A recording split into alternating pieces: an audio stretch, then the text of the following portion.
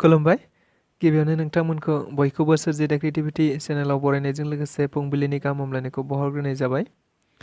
दिनैनि माखासे निउस आपडेटफोरखौ नोंथांमोननि सिगाङाव फोरमायथिना होनो आवगायनाय जालायबाय। नोंथांमोनहा भिडिअखौ नायनानै मोजां मोनोब्ला लाइक खालामगोन होनना आसा खालामबाय। लोगोसे इउटिउब चेनेलखौ दाबो साबस्क्राइब खालामाखैबा साबस्क्राइब खालामनानै लानो थाखाय गुरै खावलायनाय जाबाय। थ' बिदिब्ला जोङो भिडिअखौ जागायनोसै।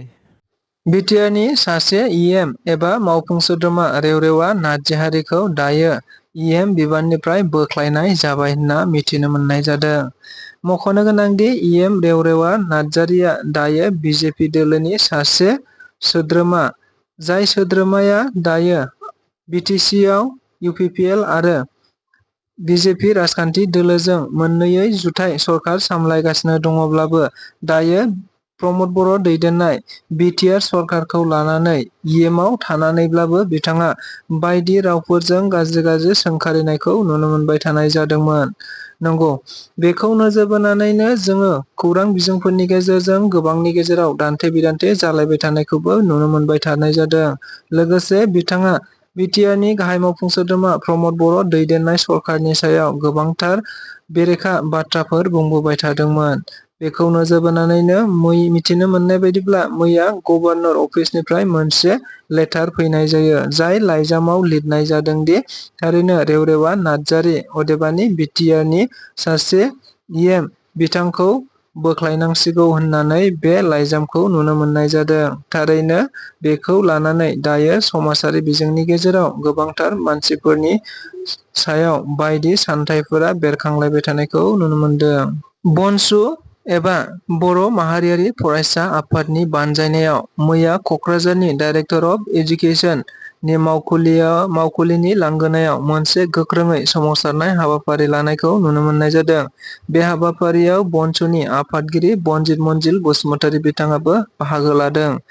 मख'नो गोनांदि बे हाबाफारि लानायनि गुबै थांखियानो जादों थांनाय 21 आगस्तखालि बिटिसिआव मोनसे फोरोंगिरिनि साख्रिनि थिसनथाइ फोसावनाय जादोंमोन, जाय थिसनथाइ फोसावनाया दायो आयेन बायदियै मोनसेबो जायाखै होनना मिथिनो मोननाय जादों। जेराव जायफोरा नाम्बार बांसिन मोनदों, बे नाम्बार बांसिन मोननाय बिजाथिफोरा दायो साख्रियाव मोननो हायाखै आरो जायफोरा साख्रिखौ मोननांगौमोन आरो मोनथावथावमोन, जायफोरनि अनजिमा एबा नाम्बारफोरा बांसिनमोन, बेबायदि अनजिमा थानाय बिजाथिफोरा मोनाखै आरो जायफोरा बांसिन नाम्बार गैया आरो जायफोरा खम नाम्बारनि बिथांमोनहानो बे साख्रियाव मोनदों। बेनिखायनो बे साख्रिया थोंजोङै आयेन बेरेखा अदेबानि आयेन बायदियै जायाखै आरो नांगौ बायदियै जायाखै होननानै बिथांमोना बुंथिनानै होदों। बेनिखायनो फैबाय थानाय समाव BoNSUनि मानगोनां आफादगिरिया बुंथिनानै होनाय बायदिब्ला थारैनो मेरिट लिस्ट अदेबानि साख्रिनि गासैबो फोरमानलाइफोरखौ भेरिफिकेसन खालामफिननांगौ होननानै बिथाङा दाबि दैखांदों आरो फैबाय थानाय समाव बेनि गेजेरजोंनो मोनसे मेम'रेन्डाम गथायनायजों लोगोसेनो बिथाङा बुंथिबावनाय बायदिब्ला थारैनो बेनि सायाव जोङो गोजौ बिजिरसालिनि हेफाजाब लानाय जागोन होननानैबो बिथाङा बुंथिनानै होबावदों। रायजोआव दायो आइजोफोरखौ लानानै मोनसेनि उनाव मोनसे जिनाहारि खालामनाय आरो आइजोफोरनि सायाव अननाय अयथासार खालामनाय जाथायफोरा सोराङाव फैबाय थादों आरो बेखौ नोजोर बोनानैनो आसाम सरकाराबो बांसिननिफ्राय बांसिन नोजोर होबोबाय थानायखौ नुनो मोनबाय थानाय जादों। थिग बे समावनो आरोबाव आइजोफोरनि सायाव गाज्रि आखु दिन्थिग्रा आरो आइजोफोरखौ जिनाहारि खालामग्रा मानसिफोराबो बारानिफ्राय बारा जाबोबाय थानायखौबो जोङो बयबो नुनो मोनबाय थानाय जादों। थिग बेबायदिनो मिथिबावनाय बायदिब्ला मैया रायजोआवनो दिखियाजुलि खारबाय थानाय गारियाव सासे मइनुद्दिन आली मुंनि सुबुङा सासे 10 बोसोर बैसोनि आइजो अदेबानि हिनजावसाखौ गाज्रि आखु फाव फेसन दिन्थिदोंमोन होनना मिथिनो मोननाय जादों। जेराव खाथियावनो जिरायनाय सासे सांग्रां सुबुङा बे नुथायफोरखौ गावनि मबाइलाव सेबखांनानै लायो आरो उनाव गासैबो जाथायफोरखौ फोरमायनानै होनानै गोबांथार रायजो राजाफोरा बेखौ हमनानै दोनो आरो आथिखालाव पुलिसनो गथायनानै होनाय जाबाय होननाबो खौरां बिजोंनि गेजेरजों मिथिनो मोनदों। कंग्रेस राजखान्थि दोलोआ दायो क'क्राझारनि अनगायैबो गुबुन गुबुन एपिडिसिएल अफिसफोराव अदेबानि लांगोना मोखांफोराव खुद्रिसारनायखौ नुनो मोननाय जादों। जों बयबो खौरां बिजोंफोरनि गेजेरजों नुनो मोनगासिनो दङ दि थारैनो आसामाव एपिडिसिएल अदेबानि मोब्लिबा दायो स्मार्ट मिटार लागायनायनि मुङाव गोबांथार रां अदेबानि बिल फैनायखौ नुनो मोननाय जादों। थिग बेबायदिनो बेखौ नोजोर बोनानैनो आसामनि सासे एमएलए उकिल गगৈ बिथाङाबो थांनाय बावैसो सान सिगां आसाम एसेम्ब्लियाव स्मार्ट मिटारखौ बन्द खालामनांगौ होननानै मोनसे सोमावसारनाय नुनो मोननाय जादोंमोन। जायखौ नोजोर बोनानैनो दायो आसामनि गुबुन गुबुन जायगाफोराव गुबुन गुबुन राजखान्थि दोलो आरो राजखान्थि दोलो नङै सोद्रोमा सुबुंफोरा एपिडिसिएल अफिसफोराव अदेबानि मोब्लिबनि हेंथायै खुद्रिसारबोबाय थानायखौ नुनो मोनदों।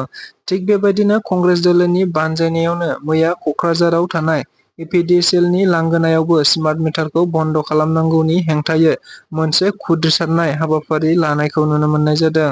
जेराव कक्राझारनि गोबांथार सुबुंफोराबो बाहागो लादों।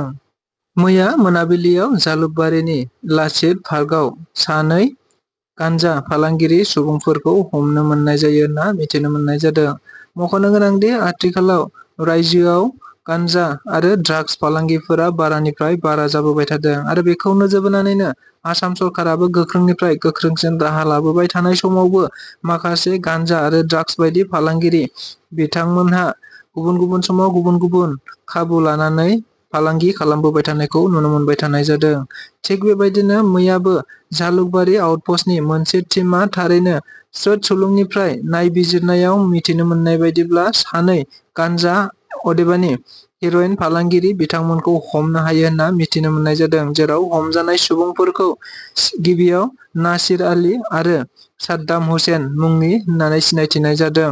हमजानाय सुबुंफोरनिफ्राय गासै 30 ग्रामसो माखासे हेर'इन आरो 15 पेकेटनि आरो मोन गंनै मबाइल फनबो हमनानै मोननाय जायो होनना मिथिनो मोननाय जादों आरो बेखौ नोजोर बोनानैनो दायो बिथांमोनखौ लानानै सोंनाय फिननाय हाबाफारिया आयेन बायदियै सोलिगासिनो दं होनना मिथिनो मोनबावदों। बेंगलनि मानगोनां गिबि मन्थ्रि ममता बेनार्जीआ मैया मोनसे फोसावथाय होनायखौ नुनो मोननाय जादों। थारैनो जिनाहारि खालामग्रा दायनिगिरिफोरखौ 7 साननि गेजेरावनो जोबथा जिउनि साजा होनाय जागोन आरो बे साजानि आयेनखौ जोङो तृणमूल सरकारानो लाबोगोन। लोगोसे कलकाता जिनाहारि जाथायखौ लानानैनो बे बाथ्राखौ ममता बेनार्जी बिथाङा बुंथिनानै होनो गोनां जादों। जों बयबो मिथिगौ दाखालि बावैसो कलकातायाव सासे डक्टरखौ जिनाहारि खालामनानै बुथारनाय जाथायखौ समाजारि बिजोंनि गेजेरजों गासै भारतावनो जोङो गोसारनायखौ नुनो मोननाय जादोंमोन। जायखौ नोजोर बोनानैनो गोख्रों बिथाङा रागा जोंनानै बे बाथ्राखौ बुंनो गोनां जादों आरो बे बाथ्राखौ बुंनायनि गेजेरजोंनो बिथाङा जिनाहारि खालामग्रा दायनिगिरिफोरखौ 7 साननि गेजेरावनो जेरैखि जाया जोबथा साजा होनांगौ होननानै बिथाङा बुंथिदों आरो बेबायदि साजानि आयेनखौ जोङो तृणमूल कंग्रेसआनो लाबोथारगोन होननानैबो बिथाङा गोख्रों रावजों फोसावनानै होनायखौ नुनो मोननाय जादों। सालबारि ब्लकनि सिङाव थानाय नारायणगुरियाव मैया मोनाबिलियाव इउपिपिएल राजखान्थि दोलोआव बिपिएफ राजखान्थि दोलोनि माखासेमानि मुसलमान हारिनि सुबुंफोरा जयनिं जादों होनना मिथिनो मोननाय जादों। मख'नो गोनांदि बिटिसि 2025 मायथाइयाव जानो गोनां बिसायख'थिया दायो गेजेराव आरो माखासे दानसोल' दंसै। बेखौ नोजोर बोनानैनो गुबुन गुबुन सोद्रोमा आरो दैदेनगिरिफोरा दायो गावबा गाव राजखान्थि दोलो नागारनानै गुबुन राजखान्थि दोलो सायख'नायखौ नुनो मोननाय जादों। बेबायदिनो दायो गुबुन गुबुन समाव नुबोनाय बायदिनो इउपिपिएल राजखान्थि दोलोआव बिपिएफ राजखान्थि दोलो आरो गुबुन गुबुन राजखान्थि दोलोनिफ्राय सम सम जयनिं जाबोबाय थानायखौ जोङो खौरां बिजोंफोरनि गेजेरजों नुनो मोनबोबाय थादों। थिग बेबायदिनो मैयाबो आरोबाव सालबारि ब्लक इउपिपिएलनि बेन्दोङाव थानाय नारायणगुरियाव मैया मोनसे जयनिं हाबाफारि जादों होनना मिथिनो मोननाय जादों। जेराव बे जयनिं हाबाफारियाव मुसलमान हारिनि गोबांथार बिपिएफ हेफाजाबगिरिफोरा इउपिपिएलआव जयनिं जादों होनना मिथिदों। जेराव बे हाबाफारियावनो बाहागो लादोंमोन ओनसोलनिनो एमसिएलए श्रीजुत जय मुसाहारि आरो टिसिएलसिसिनि चेयारमेन बिन'द मुसाहारि बिथांमोनहा बाहागो लाफानानै गोबांथार सोद्रोमाफोरखौ बरायनानै लायो होनना मिथिनो मोननाय जादों।